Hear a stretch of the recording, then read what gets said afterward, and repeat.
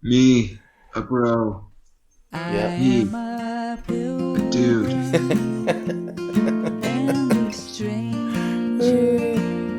That's good stuff. All right. Let's try it. Okay. Welcome to the We Will Journey podcast. We're talking about faith and life as it happens, and not the glossy exterior we wish it was. Ah, What, man? What did I do no, wrong? I think you said it's because all the things I was thinking about before. But we can edit that. You got that part good. Oh. You got it good. Okay. Okay. All right. Okay, just. Now it's your turn. Good. Yeah. Wait. We're gonna get under the surface.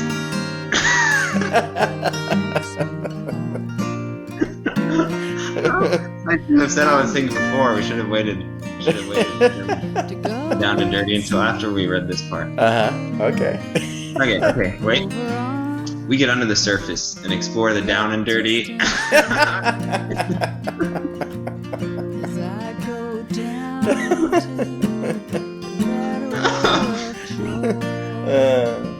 Okay. Maybe we should. It doesn't have to be word for word, right? No. I mean, I gave an interpretation. Okay. All right. We get under the surface and explore the down and dirty of life as it pertains to our beliefs, our relationships, politics, and absolutely everything else. Oh, there we go. That was good. All right.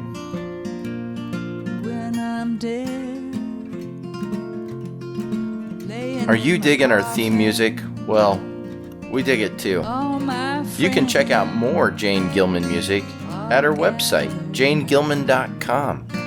Or you can download some of her music to your playlist on iTunes. That's GILLMAN.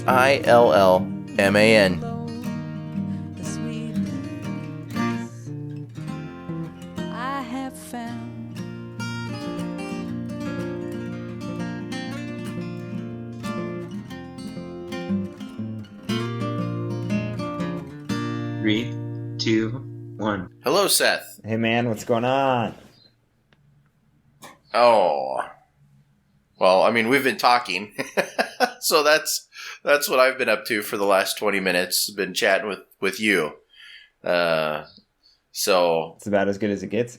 About as good as it gets right there. Yeah, I guess. I don't know. Like, I don't even really have to ask you how's life going. I technically know. You know. But for the sake of the podcast, Seth, how's life going?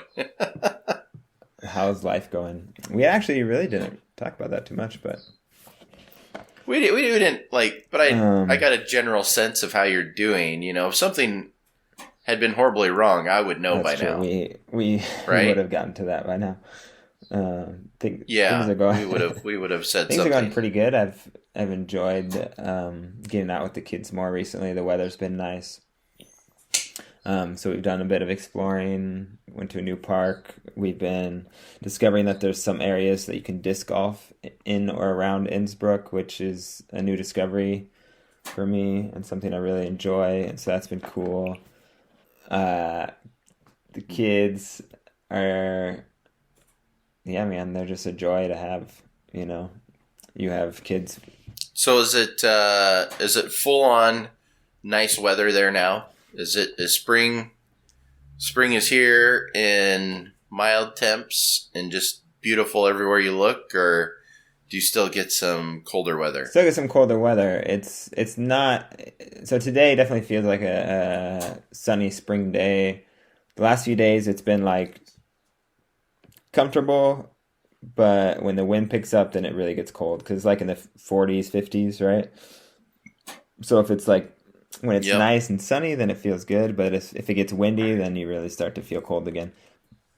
So that's kind of what it's been like. 40s, 50s, bit rainy and cloudy off and on. Every day is supposed to rain and never really does, except for a few sprinkles here and there. So it's kind of nice because if you go places, there's not necessarily a lot of people there because it's kind of just in that. It's just in the weather area or whatever where it's like not super nice, but it's also not horrible. But people are kind of, I think, a little bit hesitant to go out. to some other places, and so we kind of taken advantage of that, Yeah. That was, when I was there with you, that was my one, wasn't a disappointment, but it was pretty cold when I was there.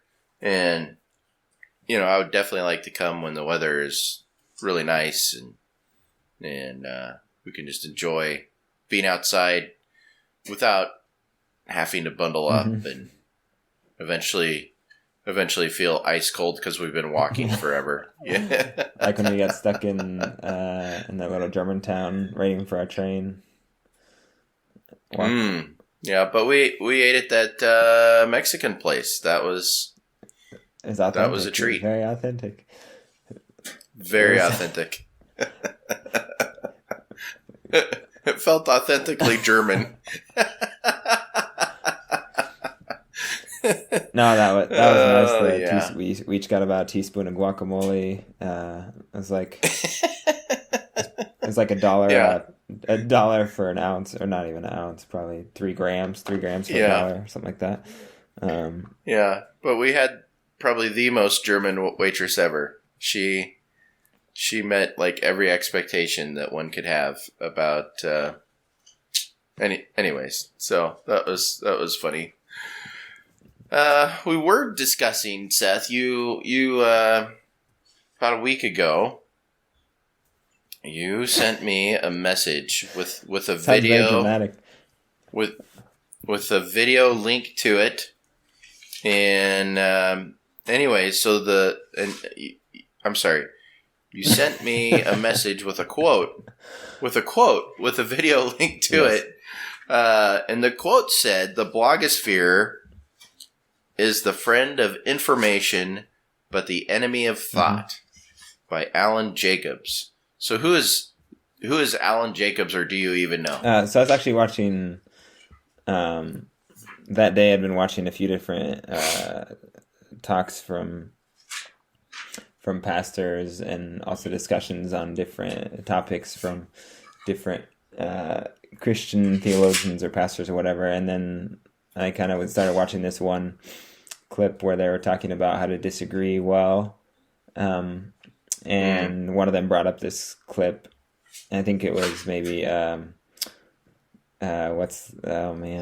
it's the bald guy who writes lots and lots of Christian books. And he's very Tim Keller. Tim Keller? Sorry, he's more than just a bald guy. I just couldn't think of his name. Obviously, he is more than a bald guy. He has a lot of really good thought. Exactly. So carry on. But I had to distinguish him. Carry on. And yes. And he brought up that quote, I think. And so I'm not actually sure who the guy is who made the quote. I just thought the quote was really a cool little summary of sort of what our social media, internet age is kind of about right now. And yeah, that's why I sent it to you. Cool. Let's see here. Alan Jacobs is a scholar of English literature and a literary critic. He is a distinguished professor of the humanities in the honors program of Baylor University. So there you very go. Smart, sounds like. Or at least he's a smart guy. He is he's very literate. He has authored some books. How to Think, Breaking Bread with the Dead, and The Pleasures of Reading. I can't quite In the Age of Distraction or something like that. So anyways, yeah. So Tim Keller quoted Alan Jacobs, apparently. And yeah, so that is a good thought. That's an interesting thought. I've done some listening primarily to other interviews done on other podcasts where they've talked about some of the issues that come along with with our age of social media. Mm-hmm. And one of the issues is essentially a lack of creative thought. And I thought that was interesting. On the Holy Post, Sky Jitani, and I can't remember the professor's name that he was interviewing just right off the top of my head, but it was a recent episode, and she had a lot of really good thoughts on how reading older classic literature, and just kind of being like well read in general, as far as other people's thoughts and opinions and ideas, leads to better creative thinking. And one of the issues they pointed out was when you only read or listen to one line of thought, basically, that you become very black and white, and your ability to, I think it'd be critical thinking and creative thinking kind of goes out the door. You really become a very black and white thinker, and basically an uncreative thinker.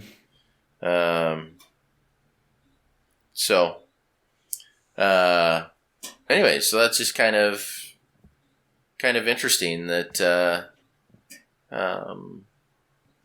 you threw out that little quote there.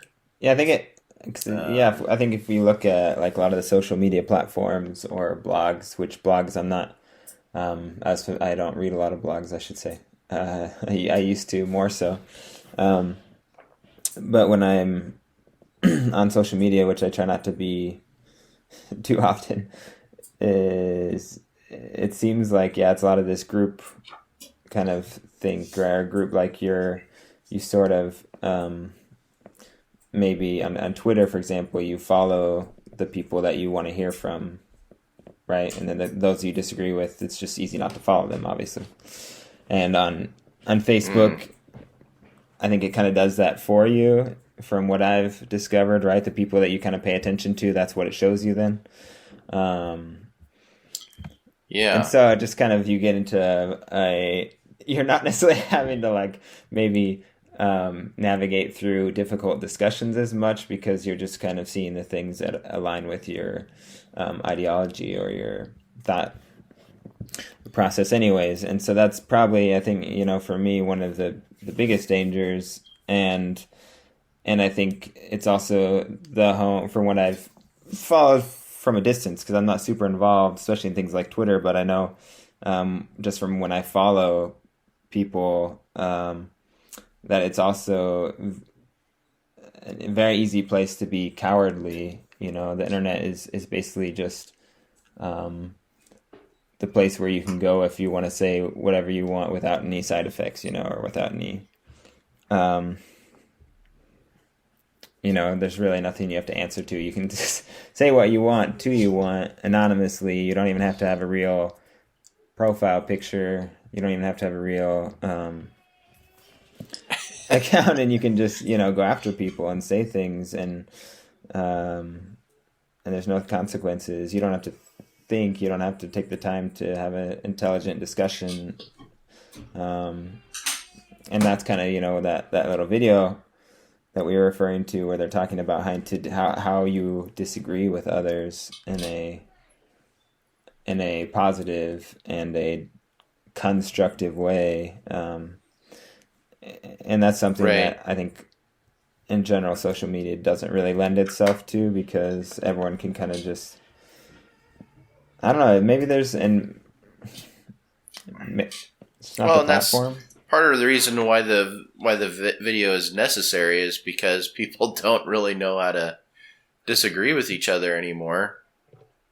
And our political climate in America doesn't help with that.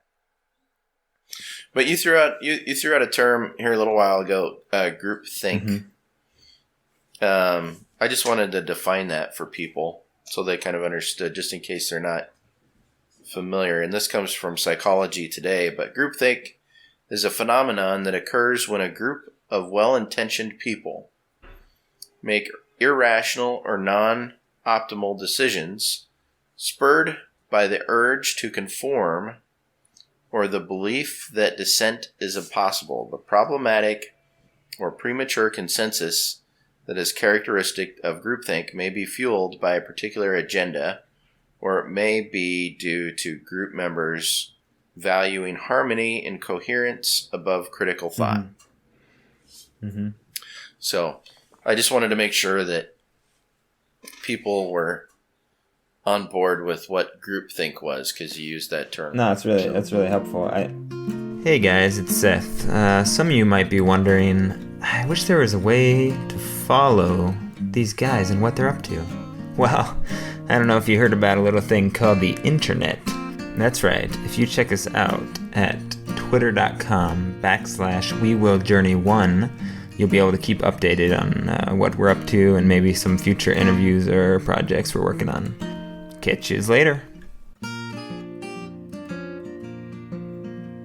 And say it's interesting. I just had a discussion with a good friend yesterday, and we have some differences in our spiritual views and a lot of different things, but we're good friends. And we had this long conversation yesterday on the phone, and he said something that was interesting towards the end of our conversation. He's like, "Hey, do you realize like a lot of the discussions we just had can't really be had today? It seems like we were talking about things from religion and financial situations, political things, and like just having a conversation, right?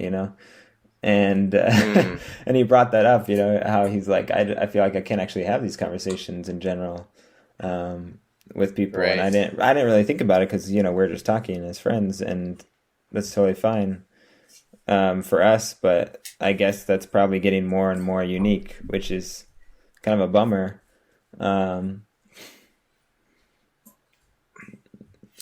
Yeah, we're becoming.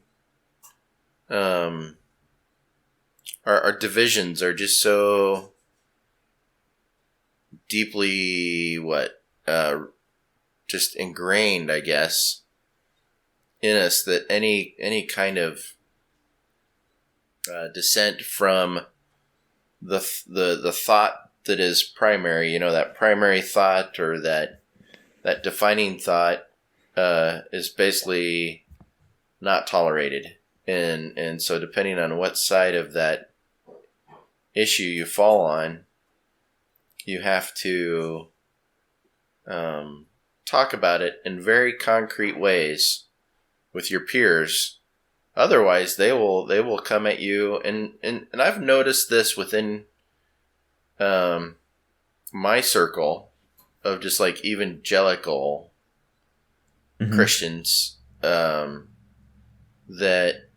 if you talk about something in the wrong way, or even if you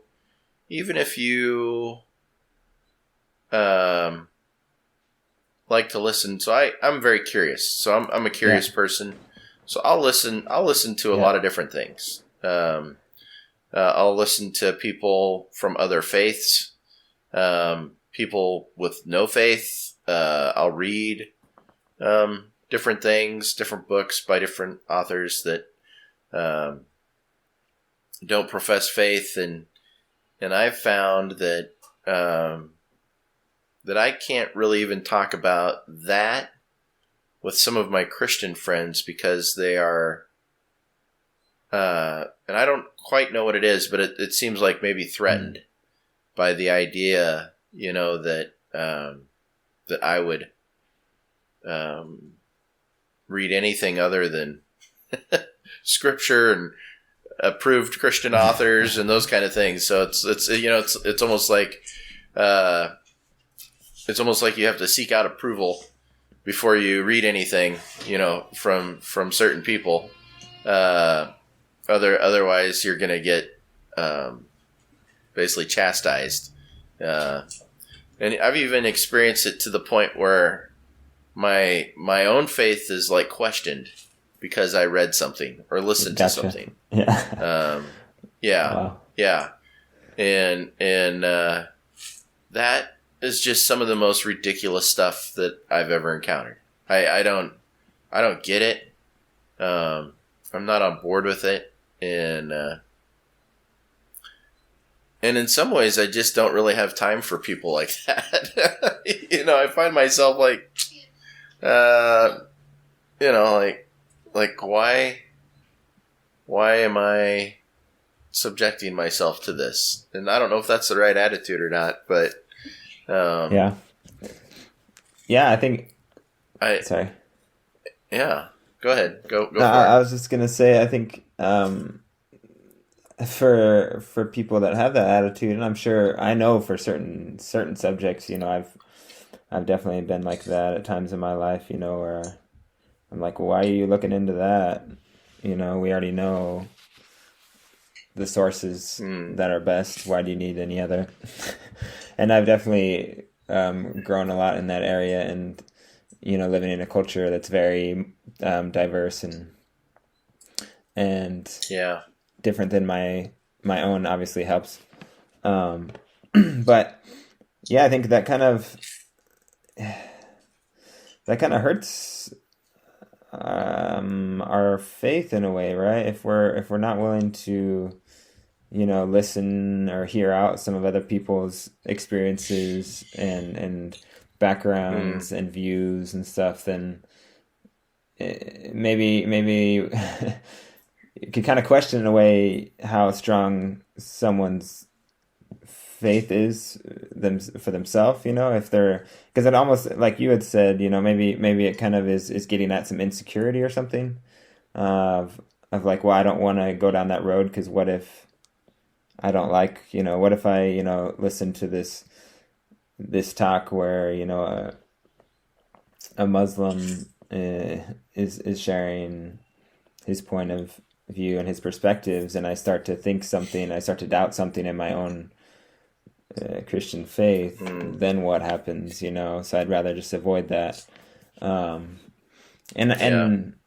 I think that's, partly just kind of when we grow up in sort of a Christian bubble for some of us, then that's kind of just, you sort of become that way without really meaning to, it's, if you don't have a chance to be confronted by other backgrounds, other religions, other points of view, then it's hard to, identify at all with anything like that. And it's easy to kind of be cautious, overly cautious of some of that. And, I don't think I don't want to like spend, more time. I've talked to someone before who does ministry, also worked with a lot of Muslims, and he said actually what he found with a lot of Muslims is they respected him for the fact that he didn't like read the Quran and he didn't do a lot of these things, even though he wanted to love Muslims and understand them. They were like, he was like, well, I'm a Christian, so I read the Bible and that's what I'm passionate about. And I love all people. And so I want to get to know you. I don't want to care about you, but I'm not going to spend a ton of time reading the Quran because that's not my faith, And they're like, oh, okay, that makes sense. Like, I respect you for that. And I've heard that from multiple times from Muslims, that they respect Christians the more faithful they are and the more devoted they are to their own faith. And I see both sides of it. If you're going to be someone who's like engaging in debates, or, some of these like theologian stuff. Or we could just call it conversation, like you and your friend. If you're engaging in conversation with people that have different views and ideas, it's not a bad idea to understand their views and ideas. But I guess my point is, like, unless you're like doing like an actual debate, like in front of a congregation or something, you get these debates on television or at universities where it's like atheist versus Christian or Muslim versus Judaism or whatever, then it makes sense that you really maybe read a lot of the stuff. But otherwise, I think it's better to be curious and know people, and get to know their faith and get to know what they believe by talking to them. Like, I'd rather do that than actually spend a lot of time on my own reading a religious book. That's not what I'm going into, I guess. Yep.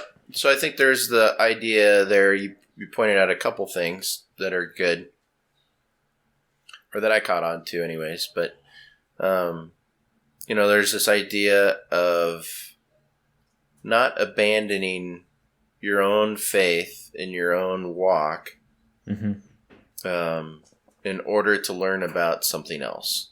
And I think that's really important, right? That's not what we're talking about. So we're not, curiosity doesn't mean you abandon everything that you believe in and stand for. There's a big difference in being curious and reading an article or two, or watching, a speaker or something in a YouTube video, or, even reading a book, even working your way through a book. There's a big difference between that and, like, I'm only going to read the Quran now for the next year of my life, and I'm not going to devote any time to God whatsoever. That's totally different. One of the thoughts that I really appreciate is some people within our denomination. They talk about the idea of being a better missionary. And one of the ideas that kind of goes along with that thought process, well, what do missionaries do? If you and Alyssa would have showed up in Austria and said, you know what, we sure appreciate the fact that you all speak German, but we're from America, and we're gonna continue speaking English. so like, we have no interest in learning the language. That would have been fairly problematic for you to have an effective ministry there in Austria.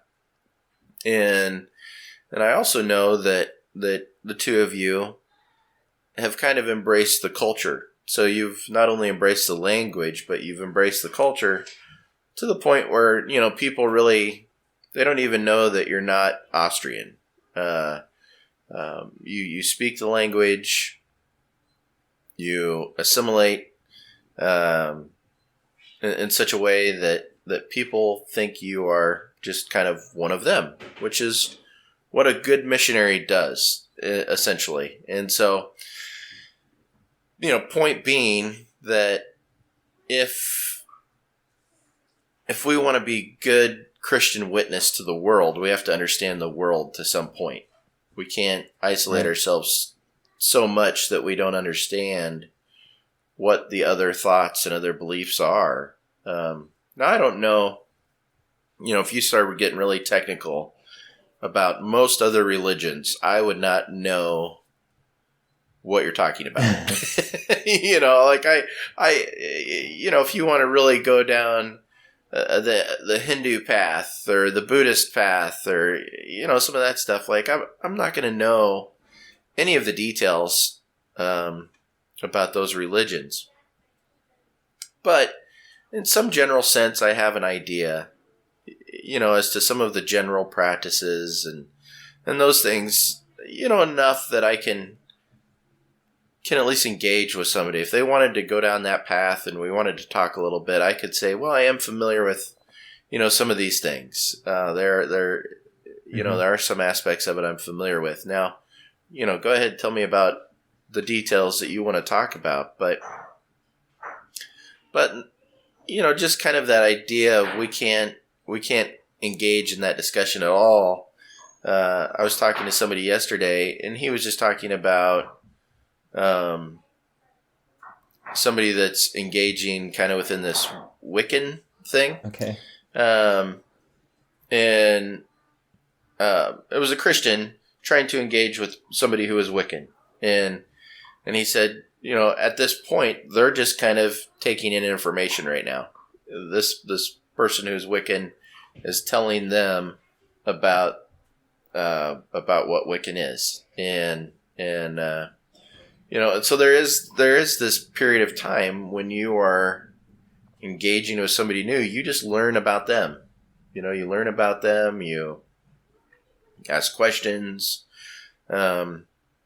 You're basically just taking in data, essentially, and you're trying to understand where they're coming from, so that at some point in time you can engage with them, in probably a more meaningful way and appropriate way, too. Mm-hmm. So, and that's in a longer term relationship. I think what people get, a longer term relationship, you have some time, hopefully, to establish some rapport, basically. And you can start to engage with them, and they tell you about their life, and then you can start to also engage and tell them about your life. And as a Christian, when we talk about our life, that should be our witness, right? Our witness should come through pretty clearly as we just talk about our life. We shouldn't have to give a gospel presentation, mm-hmm. And I think that's where some people get hung up. They think, oh, I have to lead this person through some sort of gospel presentation, in order to be a good Christian witness. Hmm. And I would disagree with that. I would say our life should be a good gospel presentation. Right. So as we talk about our life, and the things we've done and experienced and decisions we've had to make, and we talk about the process of making those decisions, that should be our Christian witness. And even if you can't quote Bible verses, the gospel message should come through. And I would actually even say we shouldn't have to quote Bible verses in order for the ethic of how we live our life to come through pretty clearly. Now you can tie what you say back to a Bible verse, right? You could say, oh, this is where I get this idea. So if somebody says, well, how did you come to that conclusion? Or why do you think like this? Then you can say, oh, well, because in my faith, in the Christian faith, we're taught to love, and this is what the attributes of love are. And I could take it maybe to 1 Corinthians or 1 John or, wherever, talk about some of the gospel message or something. But so these things should just kind of ooze out of our pores. This gospel message should just kind of ooze out of us, and then hopefully the people that we're engaged with are curious, and they ask questions, and that opens up the door to go further. But if we're closed, if we're totally closed off to any other ideas, it's never going to allow us the opportunity to engage with people in productive conversation, that can lead to, because typically what'll happen is you will have some points that you agree upon, so you find oh, okay, you're Muslim and I'm Christian.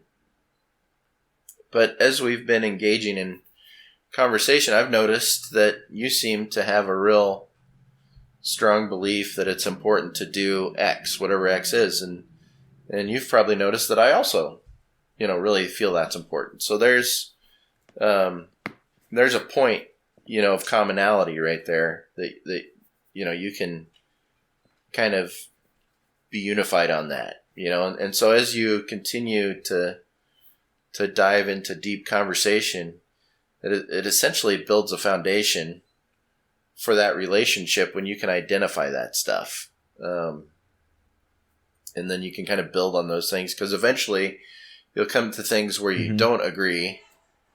And so you kind of have to use that other stuff as your foundation. Well, we agree on all this other stuff, you know? So let's parse out this thing now that we've found we don't agree on, and how do you feel that? Why do you feel that way? And how did you come to that belief? And I'll tell you why I feel this way and how I came to that belief. And then we can, look at that. And that should be how we disagree. Mm-hmm. Like that's like that's a productive way to disagree with one another. And also, when we disagree, it's important that the other person feels understood. Email. That's right, I said email. Seems like everybody's got one these days, even us. So if you want to get in contact with us or chat about the weather, you can shoot us an email at wewilljourney.connect@gmail.com. Look forward to hearing from you or reading from you.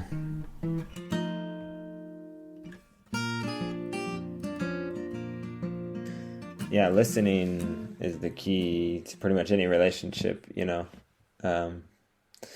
Yep. And I think that's also the key for communicating with people that you don't agree with, because you can kind of tell, if someone doesn't actually care about what you're saying, they just want to get their point out. And yeah, and it's hard sometimes, especially if it hits a nerve, or someone's saying something that maybe is a very hot button issue or a passionate subject in your life or whatever. It's hard sometimes to have that. And those are sometimes the moments you need to step back and pray kind of during the conversation for just patience and for love. But I feel like the more you kind of build trust in a relationship,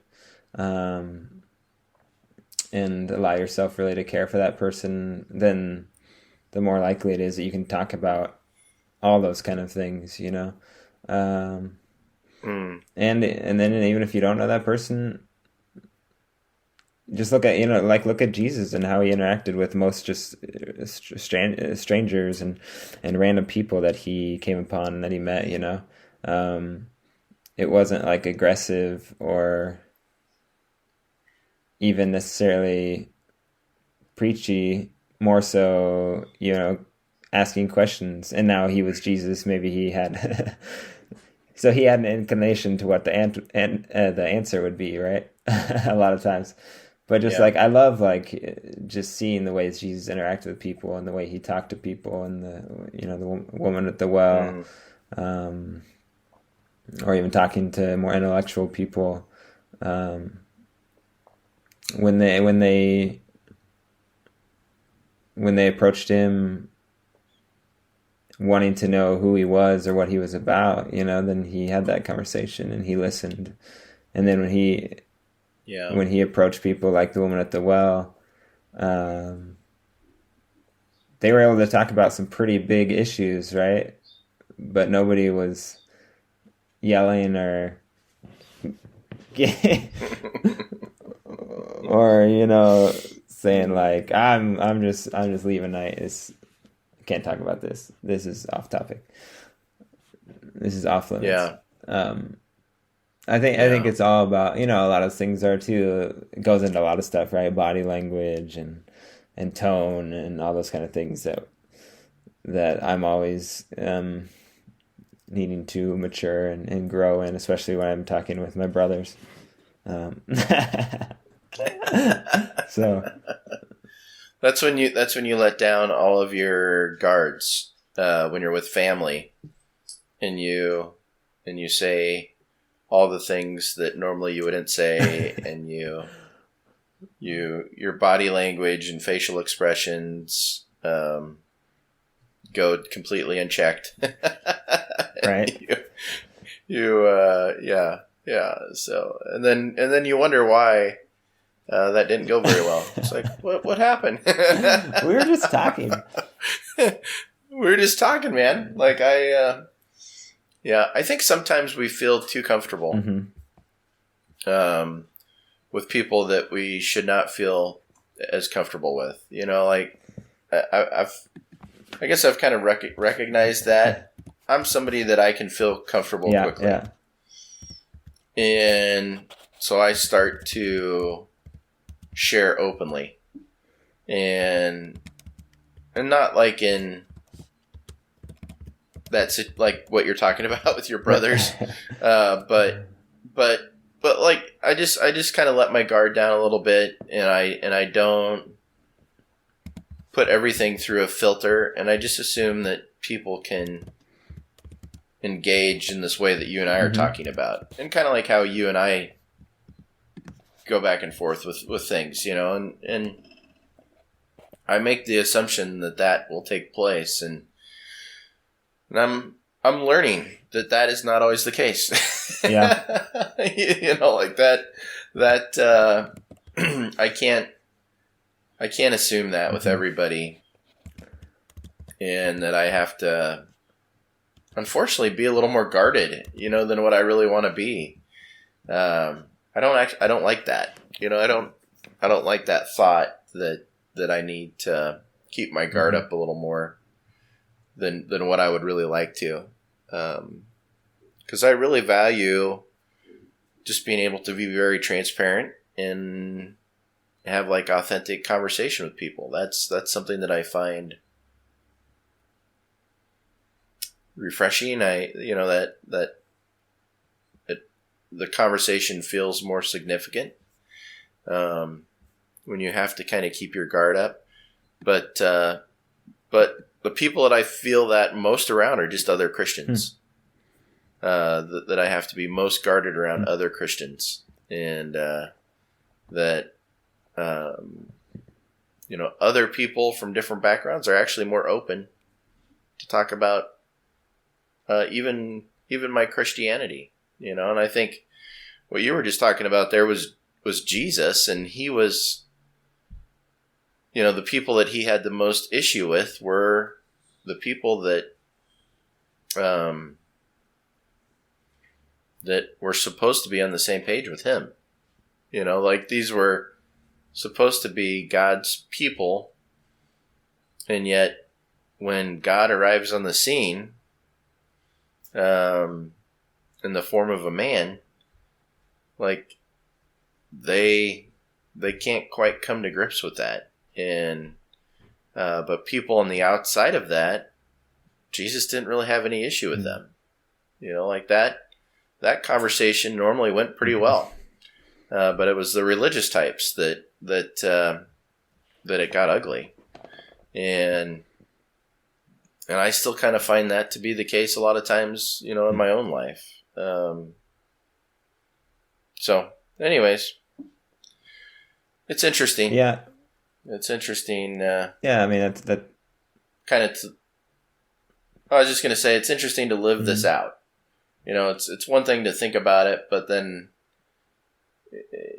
you know, as we read the gospel narrative, we may not be encountering some of what Jesus is encountering, but when we start encountering that, it adds another layer to it. So, yeah. Yeah, man, it's a very important and relevant conversation, because it has a lot to do with very, like, a huge variety, you know, basically with us wanting to impact the world. And, you know, we talk about going out, making disciples, as Jesus calls us to. We need to be able to engage with the world, but we also need to work well together with with other Christians, and without being able to be transparent and authentic and really loving, you know, then it's really hard to accomplish anything on either side of that. So I love it. I love having those conversations. Yeah, I think eventually we're going to have, I hope, I think there's going to be kind of a, they talk about like watershed moments, where obviously Martin Luther kind of spearheaded a watershed moment.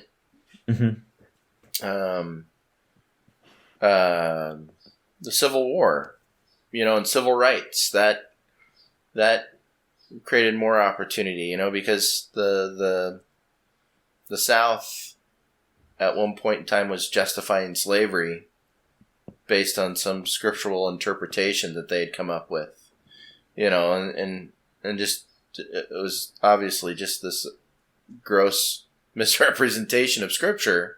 I think we're kind of to like another point where we're going to have another moment of hopefully just kind of a purification of the Christian movement, where some of this, isolationist type thought and some of that maybe gets put on the shelf where it needs to be, and some of these people that just want to criticize and not engage, where maybe that mode of being Christian just no longer becomes it's kind of become a normative thing, and it bothers me. It just bothers me. I can't engage with those people in much discussion. They're not open to it, and it makes it really difficult to be unified as brothers and sisters in Christ. And so I'm hoping some change, and I think it's coming. I think some change is coming where maybe as a church community, as a larger Christian church community, we become better missionaries. Yeah, and I do think, as Lord willing, this pandemic that we've had the last year will continue to clear up, and things will become easier and easier. And we'll be able to be out and be a part of a lot of things we normally would be, where there's definitely been a feeling at times for a lot of people, also people doing ministry, of frustration and helplessness, kind of like knowing how to reach people in a pandemic where a lot of people aren't leaving their homes and a lot of opportunities aren't available.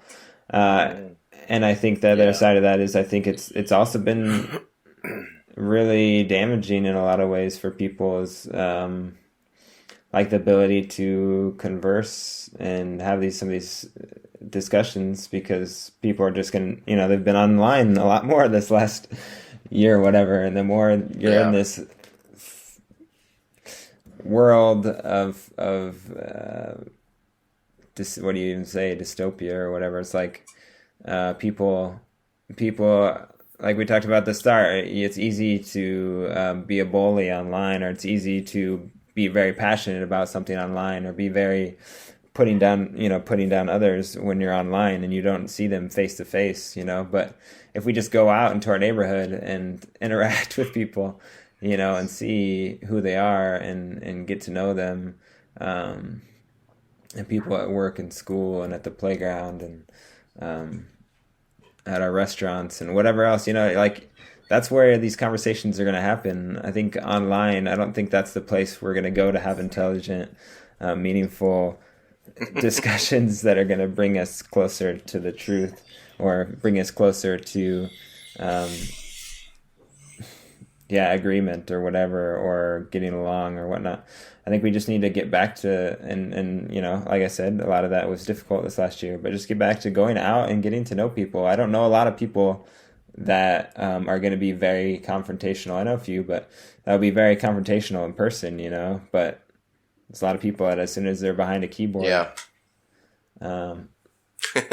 like, it's different. So I guess that's something that kind of makes me, it's on. It kind of makes, it's on. Kind of makes me hopeful too, to see, hopefully we'll be able to be out and engaging with each other and having those conversations more and more in the coming months. Or I guess I'm just thinking about my own situation in some ways and opportunities, but yeah. All right, man. Well, it's been a good convo. Thanks for bringing that topic to the forefront, and well, I'll await the next quote and video that you send my way. So careful what you wish for. Or next week we're going to talk about the top 5 point guards of all time.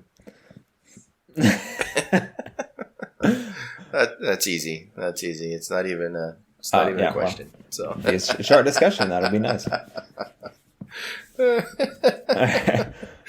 right, brother. We'll talk to you later. I am a pilgrim and a stranger, traveling through this wearisome land. I got a home in that yonder city, oh Lord, and it's not made by hand. I've got a mother, a sister, and a brother who have gone to that sweet home. Well, I'm determined to go and see them, a good Lord, over on that distant shore. As I go down to that river of Jordan, just to bathe my weary soul. If I could just touch the hem of his garment, good Lord, I believe it would make me whole. When I'm dead, laying in my coffin, all my friends all gather round. They can say I'm just sleeping, good Lord, the sweet peace I have found